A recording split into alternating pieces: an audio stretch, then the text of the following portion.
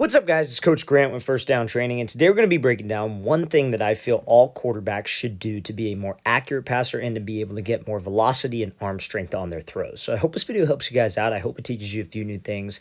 But also, fellas, if you're a QB, it's more than just, and you guys know this, it's more than just throwing the ball. It's more than just having a strong arm. It's more than just being able to be accurate. You also have to defeat a defense mentally. So if you guys want some content on how you guys can improve your football IQ, know how to read defenses, learn coverages, check out that very first link in the description below where you can get access to over 500 videos we have on our website on how to read defenses. We break down each defensive coverage right here. You can see our Cover 2 playlist. We explain it. We talk about it just like how we break down these videos, but it's all IQ based and how to read the coverage. So check out that very first link below if interested, fellas. Let's get started with this video. So now the first thing that I want to talk about here, this is a throw from Patrick Mahomes, and I want to talk about why QBs stay here. Why do they stay completely square with their upper half? And by square, I mean hips and shoulders parallel to the target as they release the ball. So a lot of people, like, the old school way of teaching things was like this front side was a big source of power. And it is a source of power, don't get me wrong. But we know just from, being quarterbacks that our power, and especially with the game the way it changes today, our power comes from our legs and it comes from our hips and core. It does not come from our front side. So what a lot of quarterback coaches used to teach is that, you want to take this front shoulder and you want to replace it with your back shoulder. Or they would say you want to take your front elbow and you want to rip your elbow down to your hip, like break the glass. I've heard some people say, slap your hand on the wall that's behind you. But that is going to flaw your release point. And that is something that's going to help you with accuracy and torque, being able to stay disciplined and stable with this front side. So you see how Mahomes goes to throw. Obviously, everybody has their own throwing motion. Everybody takes the ball back. You see how Mahomes, some quarterback coaches would say that, this is too low. Some other quarterback coaches would say, this is fine. And then his release point, some would say, it's a little bit too wide. I think that everybody has a different motion. It's just, can you get to this position right here?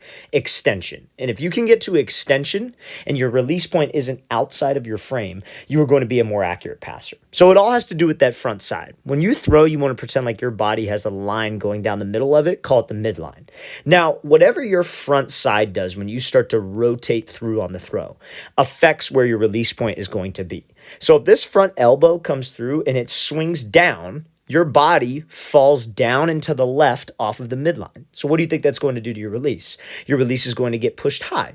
Now, some quarterbacks, you see guys like Tom Brady, you see guys like, Drew Brees maybe at times when he played, have a higher release point, right? When they have a higher release point, a lot of coaches teach that, like, it's easier to throw it over the line. You could throw it, you could throw the ball higher in some cases when you need to.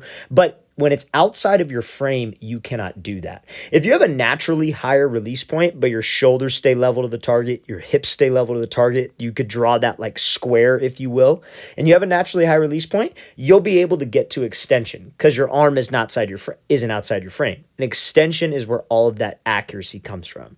You can't get to extension if your arm is locking out above your head because your front elbow is swinging down. Now, another thing that guys will do is they'll get to this position, they'll take the ball back, and then this shoulder rips open. Like I said, they're trying to replace this back shoulder with their front shoulder. Now, when you do that and you have this midline going and you're ripping this way, what do you think that does to your release? That's when your release flies and it goes outside of your frame.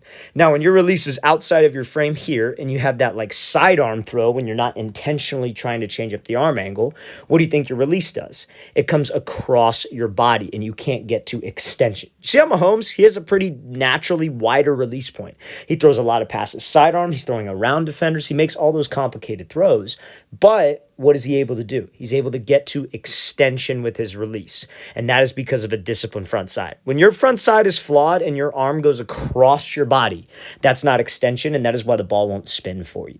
Now, there's all kinds of talk about, you want to make sure that you have like this lower arm slot, this like 3/4. You want to try to get that on every throw. I'm not saying that, and I don't actually want you to, because I think everybody's a different quarterback. Everybody has a different body frame, and everybody has a different throwing motion. The key that you need to focus on is this front side. Don't lean out of it with your head. Don't swing the elbow down, and don't rotate and over-rotate with that front shoulder, because those three things affect the release, and the release will get outside of your frame. We want to keep that release inside of my frame so I could be here, get to extension, and that is where that accuracy comes from. Let's play this thing again, full speed one more time. Again, great example of Mahomes having a natural arm slot, natural release, and being able to stay square at the upper half.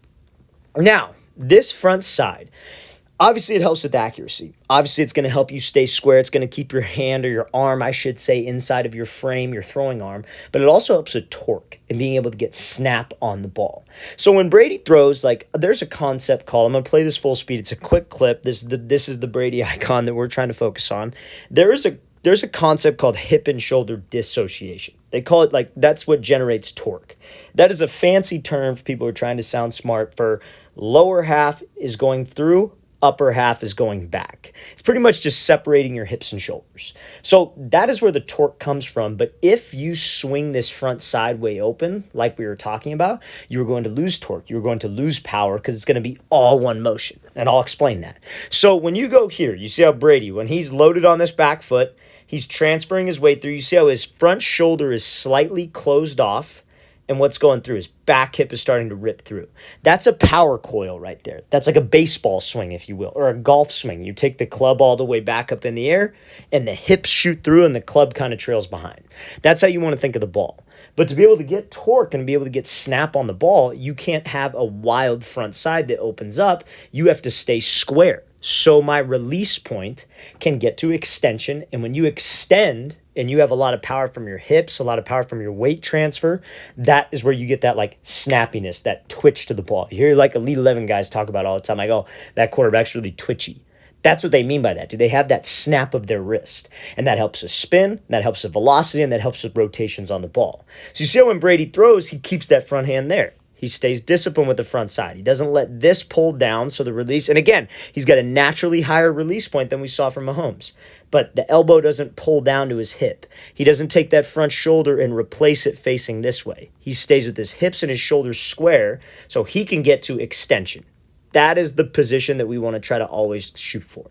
Extending with that release, snapping that release, and using that coil of energy from my hips, from my weight transfer, and staying square with my front side.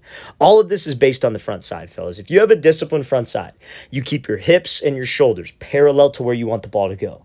And you have weight transfer, your hips and shoulders separate as you take the ball back. There is so much force and so much energy, and it's almost like you're cracking a whip at the target. And you see how Brady's hand almost is on his opposite shoulder. I'm not saying you have to be like that, but if that certainly helps you kind of think of it that way, that's completely fine. Let's focus on keeping a disciplined front side, let the hips go through and the hips rotate me through, upper half just stays square. Let's play this thing again, full speed one more time. I know you guys have probably seen a lot of quarterbacks staying square like this, and this is the reason behind it. That's the mechanical reason behind that type of motion, if you will. All right, so now I want to finish this off by talking about on-the-run throws. So when you guys are throwing on the run, you're a QB, especially to your left side. Something that obviously when you throw on the run, you got to be able to produce torque. You got to have that separation between hips and shoulders. But to get that snap on the throw, this is just another example of how it applies on the run. You got to make sure that we stay square on the finish. Hips and shoulders stay facing where you want the ball to go. So when you guys throw on the run, how you get torque, how you get your hips to go to the target, because obviously you're not stepping like a normal throw, you would step with your throwing side foot. So Trevor Lawrence, you kind of see it here. You step with your throwing side foot. When you step with a throwing side foot, your shoulders go back. You take the ball back. You separate your hands a little bit. You don't open up, but you go back with the ball and close the shoulders. So now hips are forward, shoulders are back. That's torque. Now, when I go to rotate through and I go to kick the left leg through on the throw, a lot of quarterbacks love to have this shoulder go to the sideline. They love to swing this hip open. And what would you think that would do? You're still on the midline. What do you think that would do if your shoulders and hips went to the sideline? The arm would widen. But because Lawrence stays square, he keeps the hips and shoulders exactly where he wants that ball to go. Look at his release point. Nice, good spot, and what's he able to get to? Extension. That extension point comes from a disciplined front side and you being able to stay level with the hips and shoulders where we want that ball to go. And you see obviously a very accurate throw. That is a textbook job there by Lawrence on the run. That is the mechanical sequence we want. You step with your throwing side foot at the target to get your hips there. As you step, those shoulders go back. That's that dissociation. That's that torque. And then when you go to finish through and kick through, we keep these shoulders square, hips square, don't swing to that sideline. Let's play this thing again, full speed one more time. Great job by Lawrence, showcasing that that's how you can produce energy and torque while you're on the run.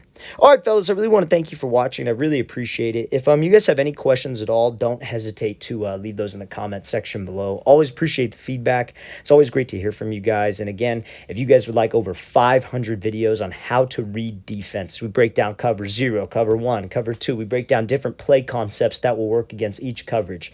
Check out that very first link in the description below, fellas. I'll see you guys next time.